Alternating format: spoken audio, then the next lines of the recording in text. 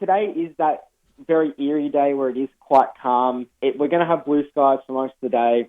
The main reason for that is that the cyclone is actually what we call, it's been sheared off. Okay. So all the convection is way south. It's all like east of New South Wales.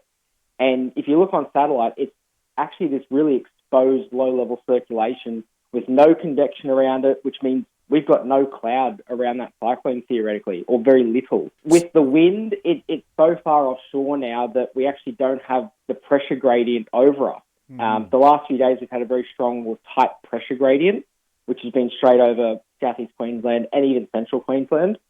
And that's caused those stronger winds that were really noticeable, especially yesterday. Yeah. But over the next few days, that pressure gradient will tighten, the cyclone will come closer, eventually making landfall, and the winds will just continuously ramp up and become far more persistent than what we've experienced so far. Don't be complacent is your recommendation, and that we are just in a bit of a lull, shall we say, Absolutely. right now, Yeah. because it is on its way. Are we any closer to knowing more of a destination that it may cross through yet? Like, I know we were sort of speaking anywhere from Rainbow Beach sort of to Coolangatta yesterday, but has that been confined a little more now, or? All model data continues to point between the Sunshine Coast and Brisbane.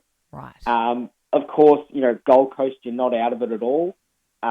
Areas a little further north towards Gympie, still not out of it either, but every model track this morning is going for that Brisbane to Sunshine Coast area.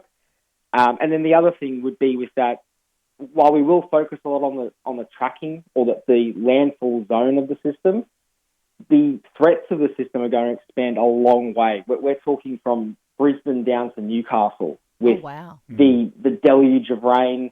The rain's going to be carted inland as well into the Darling Downs and northern New South Wales. There's a lot of rain coming with this system. We're talking 300 to 600 millimetres in just a 48 to 72-hour period, and then isolated falls of potentially more than 1,000 millimetres. Sugar. So with if you would like to subscribe, how can people go and subscribe to your stuff?